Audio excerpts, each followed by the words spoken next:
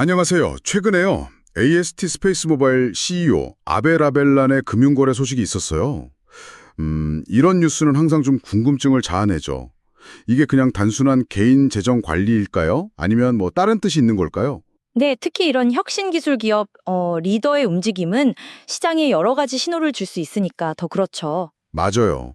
그래서 오늘은 여러분께서 보내주신 자료들, 뭐 뉴스 기사나 인터뷰, 또 공시 자료 같은 것들을 좀 종합해서요. AST 스페이스 모바일이랑 그 창업자 아벨 아벨란에 대해 깊이 파헤쳐 보려고 합니다. 아, 네네. 흥미로운 주제네요. CEO의 최근 행보부터 시작해서 이 회사가 꿈꾸는 그 기술의 실체, 또 미래 전망까지 핵심만 좀 추려서 살펴보겠습니다.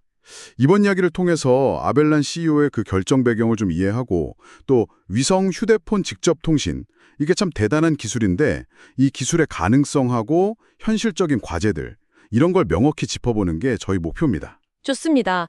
그럼 뭐부터 시작해 볼까요? 그 논란의 선도 계약부터 파고드는 게 좋겠네요. 용어가 약간 어렵긴 해요. 맞아요. 변동선도 계약이라고 하던데 이게 정확히 뭐죠? 네, 그게 아벨란 CEO가요. 개인 소유의 특수 목적법인 그 SPV라고 하죠. 그걸 통해서 계약을 한 건데요. 아, SPV요. 네. 네.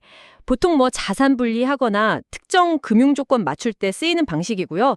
계약 대상은 자기 보유 주식의 한 3.2% 정도? 전체 발행 주식으로 보면 1%가 채 안 돼요. 생각보다 큰 규모는 아니네요. 그렇죠.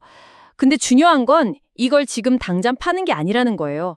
2026년 1월, 그러니까 미래 특정 시점에 정산되는 조건입니다. 그래서 당장 의결권이나 뭐 회사 경영에 영향을 주진 않아요. 아, 미래의 거래를 미리 약속만 해둔 거군요.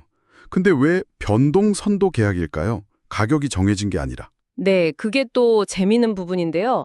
계약에 보면 가격 조건이 있어요. 주당 최저 18달러 24센트, 최고 34달러 20센트. 이 범위 안에서 나중에 주가에 따라 정산 금액이 달라지는 거죠.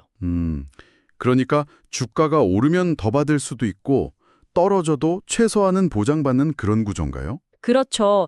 뭐 아벨란 본인은 회사 성장에 대한 자신감의 표현이다. 또 개인 재정 계획의 일부다. 이렇게 설명을 했어요. 사실 3년 넘게 급여도 안 받고 일했고 여전히 주식도 엄청 많이 가지고 있거든요. 한 7, 8천만 주 이상이니까. 와, 7, 8천만 주요? 네, 추정 자산만 20억 달러가 넘는다고 하니까요. 이걸 보면 뭐 일부 유동성을 확보하면서도 여전히 회사랑 같이 가겠다. 뭐 이런 의지로 볼 수도 있겠죠. 이사회 승인도 다 받았다고 하고요. 그렇군요. 이 아벨란이라는 인물 자체도 되게 드라마틱하잖아요. 베네수엘라 출신 엔지니어고 위성통신 분야에 평생을 바쳤고 또 그 EMC라는 회사 5만 달러로 시작해서 5억 5천만 달러에 매각한 이력도 있고요. 맞습니다. 그 연결성에 대한 열정이 대단한 사람인데 그 시작이 좀 흥미로워요.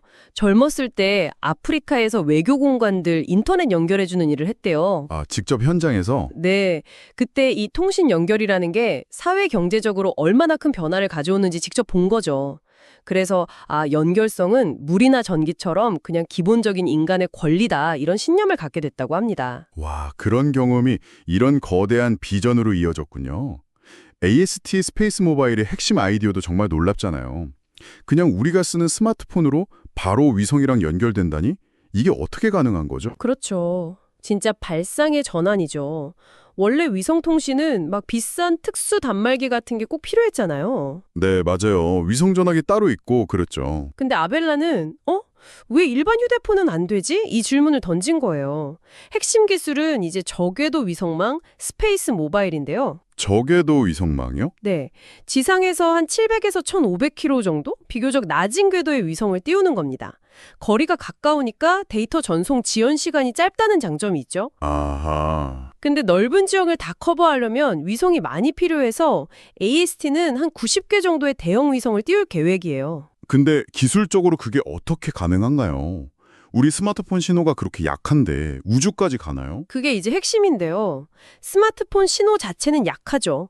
그래서 위성에다가 비유하자면 엄청나게 큰 귀 역할을 하는 안테나를 다는 거예요. 거대한 귀요. 네, 거의 뭐 테니스 코트 크기만한 위성 안테나인데요. 이게 지상 스마트폰에 아주 희미한 신호를 잡아내서 증폭시키고 다시 지상 네트워크로 연결해 주는 거죠. AT&T나 보다폰 같은 기존 통신사랑 파트너십 맺은 것도 중요해요. 이들 망을 보완해서 사막이든 바다든 어디서든 통신이 되게 하겠다는 거죠. 와, 정말 대단한 기술이네요. 근데 이런 야심찬 계획 뒤에는 항상 어려움이 따르잖아요. 위성 생산 같은 건 좀 예정대로 되고 있나요?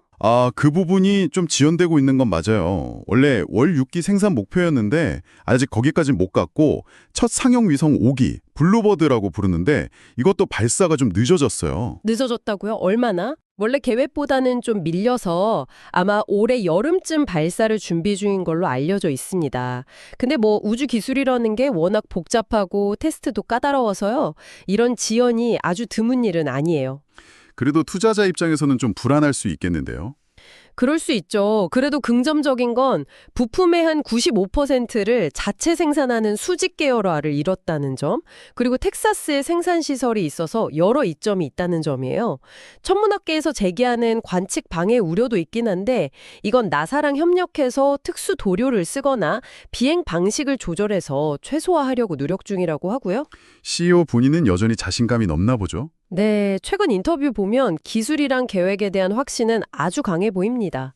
자, 그럼 이 모든 이야기가 결국 여러분께 우리에게 어떤 의미가 있을까요? 왜 이런 우주기업 CEO의 금융거래나 위성기술에 우리가 주목해야 할까요? 이걸 좀 큰 그림에서 보면요. 우리가 흔히 말하는 통화권 이탈이라는 말이 아예 사라지는 미래를 생각해 볼 수 있어요. 아, 정말요? 산에 가든 바다에 가든 다 터진다는 건가요? 그렇죠. 등산을 하든 비행기를 타든 외딴 섬으로 휴가를 가든 끊김없이 통신이 가능해지는 거죠. 재난상공에서는 말할 것도 없고요. 더 나아가면 전 세계 수십억 인구에게 처음으로 제대로 된 광대역 인터넷을 제공할 수도 있는 거고요. 와, 그건 정말 사회적으로 큰 변화겠네요. 네, 이게 단순히 편리함을 넘어서 교육이나 경제 활동에 새로운 기회를 열어줄 수 있는 잠재력이 있는 거죠. 아벨란 CEO의 그 막대한 자산도 결국 이런 비전의 성공 가능성에 기반한다고 볼 수 있고요. 최근 커뮤니티에서는 정부 계약이나 다른 비통신 분야 활용 가능성 얘기도 나오던데 이건 아직 확인된 건 아니고요. 오늘은 AST 스페이스 모바일 CEO 아벨 아벨란의 금융거래 소식으로 시작해서 그의 연결성에 대한 비전, 또 혁신적인 위성통신 기술, 그리고 현실적인 과제까지 한번 깊이 살펴봤습니다. 이게 단순한 기업 이야기가 아니라 어쩌면 우리 삶의 방식을 바꿀 수도 있는 거대한 변화의 시작일 수도 있겠다는 생각이 드네요. 맞아요. 아벨란 CEO가 연결성을 물이나 전기처럼 필수적인 걸로 만들겠다고 하잖아요.